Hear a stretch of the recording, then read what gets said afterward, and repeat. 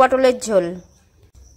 নমস্কার বন্ধুরা, মার রান্নাঘর। আজকে আমি রান্না করব আলু পটলের তরকারি। দেখতে থাকুন কিভাবে আলু পটলের তরকারিটা রান্না করি। এই হচ্ছে দুটো আলু নিয়ে নিয়েছি আর এই পটল নিয়ে নিয়েছি।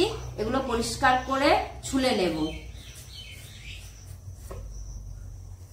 আমি সবজিটা কেটে নিয়েছি, পটলটা কেটে নিয়েছি ছোট ছোট করে, আলুটা কেটে নিয়েছি, কাঁচা লঙ্কা চিড়ে নিয়েছি।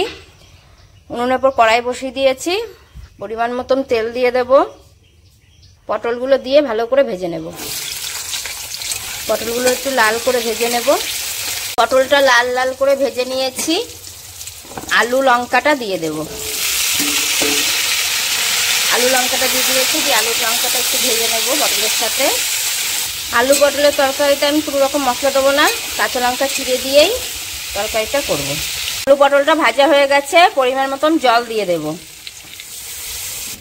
জল দিয়ে নিয়েছি, পরিমাণ মতন হলুদের গুঁড়ো, পরিমাণ মতন লবণ দিয়ে ভালো করে নাড়াচাড়া দিয়ে নেব। ঝোলটা 10 মিনিট ফুটতে দেব। দেখতেই পাচ্ছেন আলু পটলের তরকারি হয়ে গেছে, আমি তরকারিটা নামিয়ে নেব। দেখতেই পাচ্ছেন আলু পটলের তরকারিটা হয়ে গেছে, তরকারিটা আমি নামিয়ে নিচ্ছি। আলু পটলের তরকারি রেডি হয়ে গেছে। আমরা গরিব মানুষ, খুব ভালো জিনিস খাই না, আমাদের কাছে এটাই অনেক বেশি খাবার। আমাদের গরিব মানুষের কাছে এটাই হচ্ছে রাজার খাবার। তো আলু পটলের ঝোল রেডি হয়ে গেছে। পুরো ভিডিওটা দেখার জন্য ধন্যবাদ। ভালো লাগলে লাইক, কমেন্ট, শেয়ার করে দেবেন।